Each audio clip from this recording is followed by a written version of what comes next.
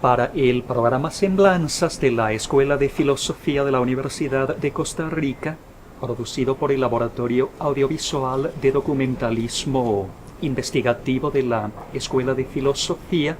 Contamos en este día con la profesora doctora Amalia Bernardini, quien durante muchos años ha sido docente e investigadora de la Escuela de Filosofía de la Universidad de Costa Rica. Formularé a doña Amalia unas cuantas preguntas. La primera de ellas es la siguiente: ¿por qué eligió la carrera de filosofía, doña Amalia? Escogí la carrera de filosofía porque trataba de entender la realidad. Y yo creo que me decidí por filosofía muy pronto, como a los 15 años, cuando comencé a tener conciencia de que existía algo que se llamaba filosofía y estudiarlo. Y entonces en algún momento pensé que podía llevar alguna otra carrera, sobre todo carreras científicas, pero me decidí por filosofía. Y recuerdo que en mi familia, sobre todo mi papá, los papás siempre están preocupados por estas cosas, y me decía: ¿qué vas a hacer con la filosofía? Y mejor estudias periodismo, estudias lenguas modernas o estudias química, etcétera, etcétera. Y yo le dije: mira, realmente nadie se ha muerto de hambre por haber estudiado filosofía. Y sí, ¿qué le digo? Por pasión, realmente, sí. Doña Amalia, ¿dónde se formó y quiénes han sido sus profesores? Ajá. Me formé en la Universidad de Génova. Mis profesores fueron Michele Federico Sciacca, que tuvo una gran resonancia en América Latina. Él representaba una visión de la filosofía integral de inspiración cristiana. Había sido discípulo de Gentile, había estudiado mucho el historicismo de Croce, etc. Y después finalmente se había decidido por una visión que yo llamaría neo-agustiniana, ¿verdad? Sobre la base también del estudio de Antonio Rosmini.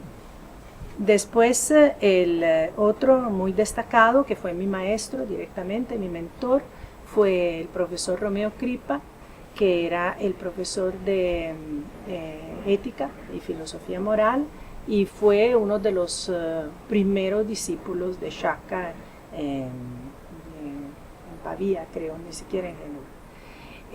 Y luego estaba también el profesor Alberto Caracciolo, que era estudioso de la filosofía alemana contemporánea, básicamente, del historicismo alemán y fenomenología. Doña Amalia, usted es genovesa. ¿A qué se dedicaba su familia? Mi familia, tanto del lado de mi papá como del lado de mi mamá, eran navegantes. Todas las generaciones que conozco eran navegantes.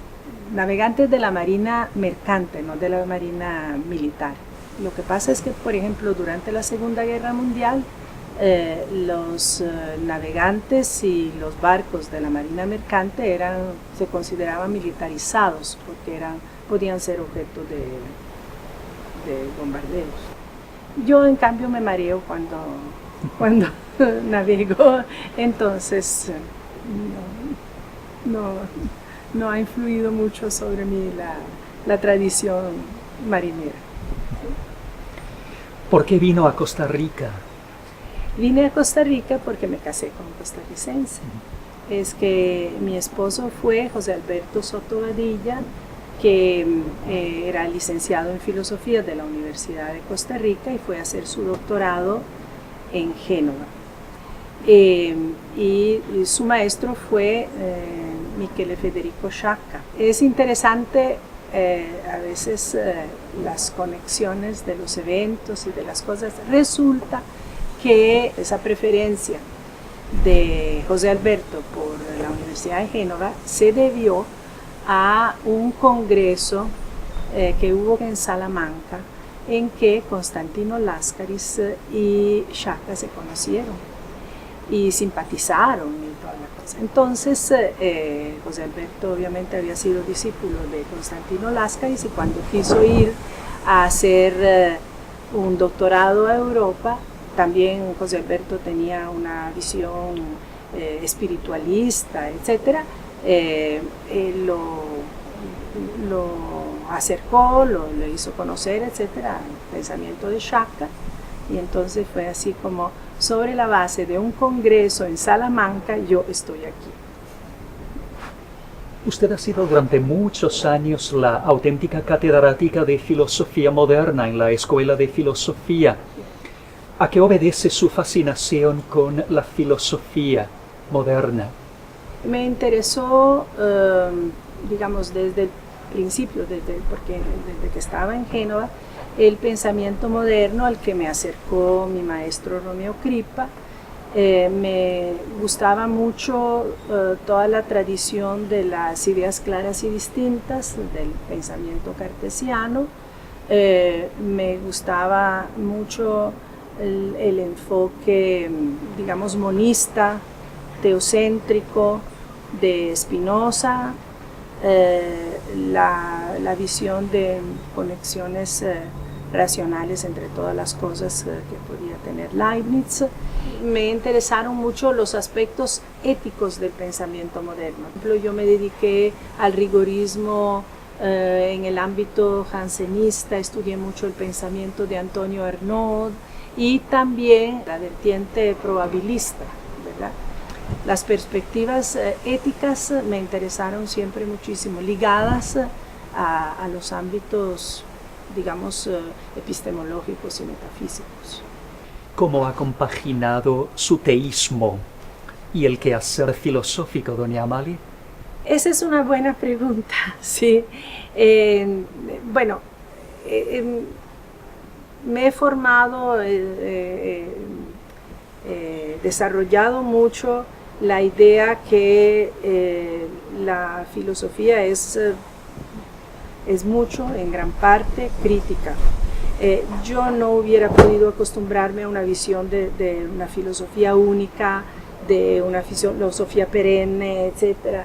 La filosofía es histórica, como también la interpretación de la filosofía es histórica. Es al mismo tiempo el tema de una búsqueda de la verdad, pero también la conciencia de que la verdad es histórica, y esta concepción nos ayuda a ser más críticos, ¿verdad? Más pluralistas, más capaces de ver muchos aspectos de la filosofía, del pensamiento, del acercamiento a la verdad, etc.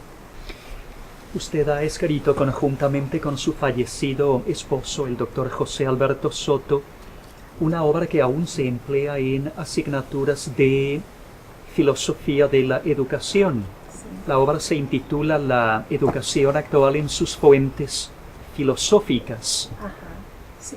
¿A qué obedece su fascinación con la pedagogía concebida como filosofía de la educación? Tal vez venía en mente la tradición tanto italiana como alemana de la pedagogía, ¿verdad?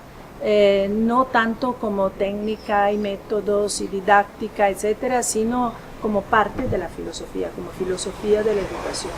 Desde que llegué me preocupé y plasmé esa preocupación en artículos, por ejemplo, en este mismo libro, mi colaboración todavía actual con el doctorado en educación de la UNED.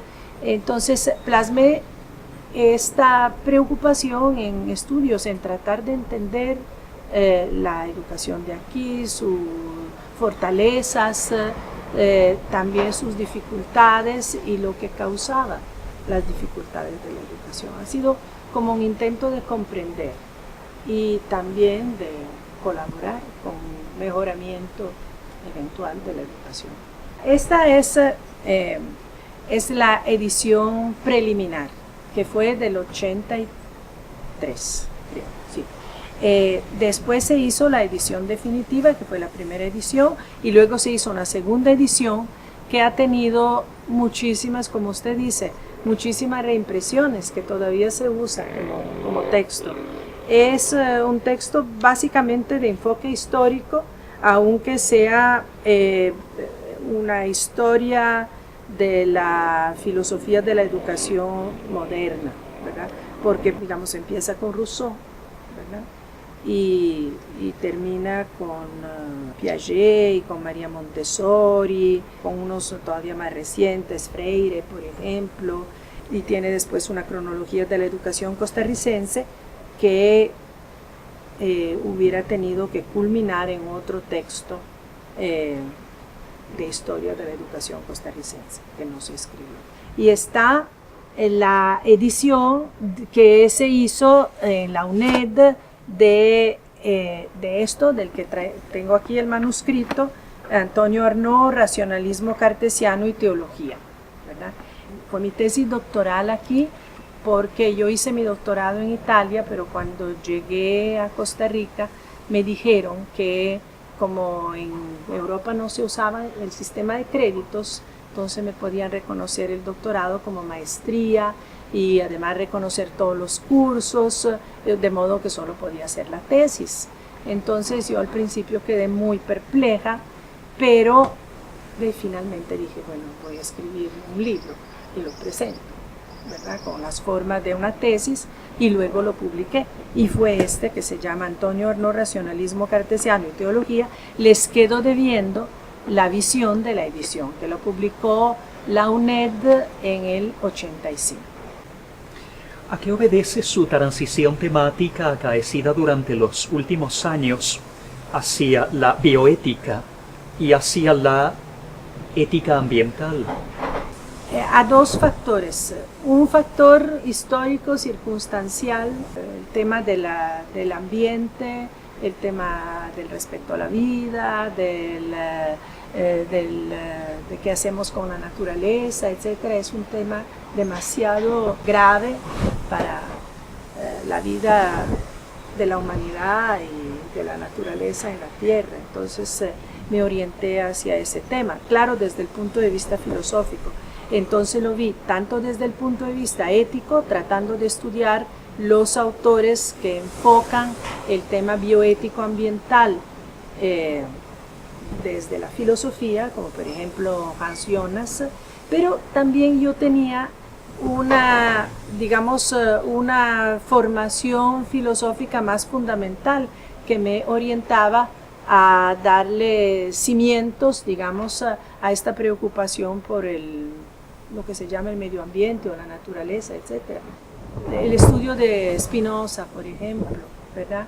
El estudio de Giordano Bruno, y más antes todavía el estudio de los autores medievales como San Buenaventura, etcétera, que enfocan de una manera radical el qué es la naturaleza y cuál es su sentido, y si tiene, digamos, dignidad, si le corresponde el valor del bien, etcétera, que son temas muy fundamentales, diría yo, en la metafísica, y esta identificación del ser con el bien, ¿verdad? Y por lo tanto de la realidad de la naturaleza con un bien, es un tema muy propio de la metafísica occidental. Entonces, como les digo, uní una preocupación histórica, circunstancial de nuestros días con también unos estudios, unas reflexiones, etcétera, metafísicas fundamentales. ¿Cree usted que por conducto de su docencia y de su investigación ha contribuido, en la medida de sus posibilidades, a que estudiantes que pertenecen a una sociedad de raigambre católica recuperen la categoría de libertad de conciencia? Creo que sí, porque, bueno, yo no sé, pero mi visión del catolicismo siempre ha sido vinculada al tema de la libertad de conciencia, ¿verdad? Que si lo examinamos bien está muy relacionado con dos categorías fundamentales, que están también muy metidas dentro del catolicismo, que es la dignidad de la persona, ¿verdad? No respetamos la dignidad de la persona si no le reconocemos la libertad de conciencia, ¿verdad? Y también el tema de la interioridad. A veces es una cuestión de conciencia religiosa, a veces el catolicismo, latino, hispano, por lo tanto latinoamericano también, etcétera, está muy relacionado con categorías de exterioridad, ¿verdad? De obediencia ¿cómo decir? A dogmas y a normas que son externas. Yo creo que se puede dentro del catolicismo recuperar criterios de libertad y de interioridad. ¿Cree usted que la Universidad de Costa Rica, una universidad con 75 años de existencia, no cuente aún con un programa de posgrado en humanidades?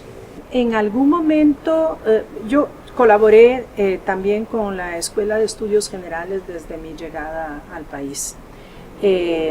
Y en algún momento se pensó en un programa de no solamente cursos de humanidades introductorios a lo que iba a ser la carrera de cada estudiante, etcétera, sino una maestría en humanidades. Pero nunca se realizó, desafortunadamente nunca se realizó. Ha habido intentos y por lo menos temporalmente exitosos de universidades privadas, como fue en su momento la Universidad Interamericana, antes de que fuera comprada por esta transnacional universitaria Laureate, que tuvo una maestría en humanidades. Siempre lamenté que la Universidad de Costa Rica no realizara ese proyecto. Usted ha sido durante muchos años directora del programa de posgrado en Filosofía de la Universidad de Costa Rica. Desde su punto de vista, ¿cuál ha sido su realización más importante? ¿Cuál ha sido, como directora de ese programa, su realización más importante? Sin duda, la reapertura del doctorado en filosofía, que se dio en el 95, si mal no me acuerdo. 95, sí. La primera mitad de los 90. Es que el doctorado en filosofía había sido cerrado como tal, había sido el primer doctorado abierto por la Universidad de Costa Rica en la época de Constantino Láscaris. Tuvo estudiantes muy ilustres como Teodoro Larte, como Rosemary Karpinski, como Carlos de la Osa, etcétera, etcétera. Pero después fue cerrado en la época cuando fue rector don Fernando Durán, porque se consideró que la Universidad de Costa Rica no tenía las posibilidades de tener un doctorado, posibilidades de carácter bibliográfico y de sistema. Se abrió en ese momento el sistema de estudios de posgrado, de modo que los doctorados y las maestrías tenían que ser vinculadas al programa de estudio de posgrado, al sistema de estudio de posgrado, y no solamente a las escuelas y a las facultades, etcétera.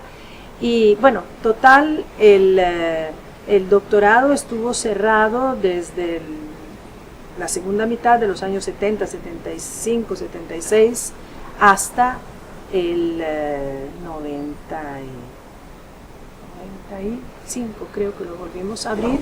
Entonces yo siento que ese fue realmente el logro más importante que se obtuvo en ese periodo. De hecho, hay varios colegas suyos que ahora son profesores y catedráticos, etcétera, y que han podido estudiar en ese doctorado.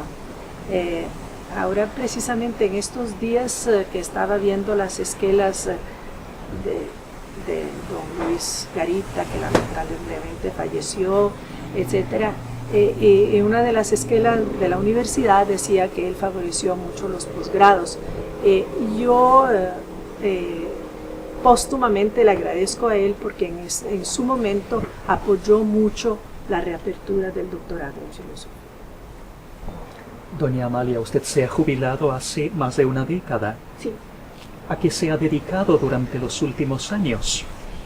Me he dedicado a varias cosas. Bueno, desde el punto de vista intelectual a dos temas que me interesan mucho en este momento, que son uno el tema de la bioética ambiental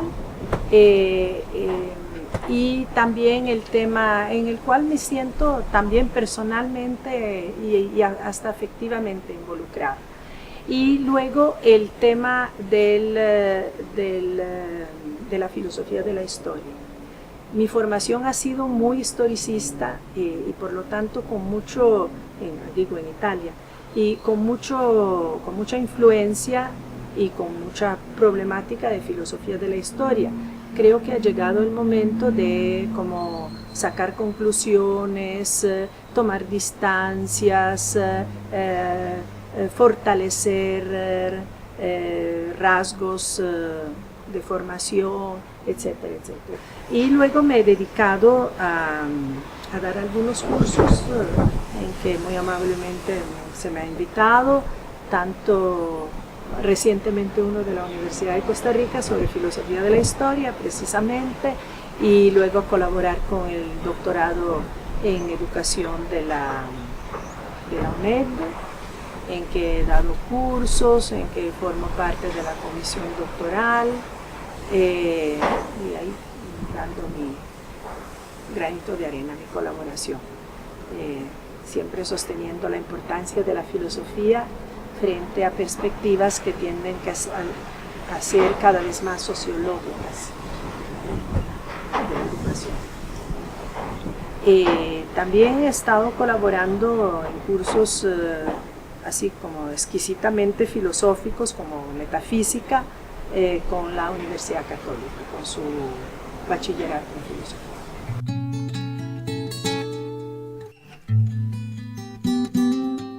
Tenemos aquí ejemplares de revistas en las cuales se han publicado artículos de su autoría. ¿Podría referirse durante algunos minutos a algunos de estos artículos? Ajá.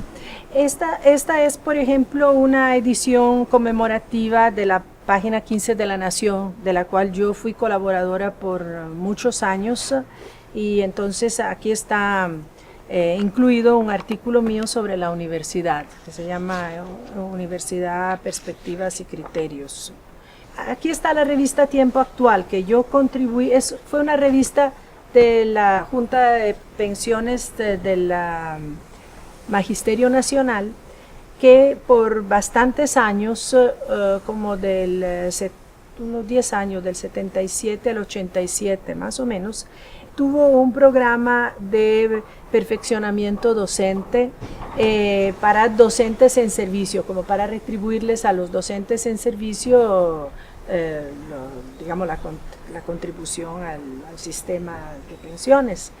Entonces, una de las realizaciones fue esta revista, Tiempo Actual, que era, digamos, de cultura general, pero en particular enfocada a temas educativos. Entonces yo tengo varios artículos publicados en esa revista. Este es una publicación hecha por el Consejo Nacional de las Investigaciones Italiano, CNR, publicado por Le Monnier en Florencia. Ahí mío hay un artículo sobre Antonio Arnaud, que representa una polémica con un pensador anticartesiano, un pensador jesuita anticartesiano. Lo interesante es que los dos pensadores, ambos eran obviamente de estructura de pensamiento escolástica, ¿verdad? Católica escolástica, los dos. Pero mientras que el pensador jesuita es mucho más, digamos, conservador y escéptico con respecto a la razón cartesiana, Antonio Arnault le da totalmente vigencia y valor al racionalismo cartesiano.